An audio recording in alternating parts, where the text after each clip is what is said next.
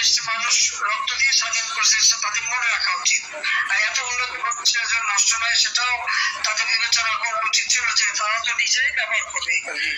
আমি তো ব্যবহার করবো না, বা আমাকে ব্যবহার করবো তৈরি করিনি, তৈরি করে আমি। আবারও শেখ হাসিনা এক বার্তায় বলেন, জাতীয় শোক দিবস 5 অগাস্ট পালন করুন। বঙ্গবন্ধু ভবনে পুষ্পমাল্য অর্পণ ও দোয়া মোনাজাত করে সকলের আত্মার মাগফিরাত কামনা করুন।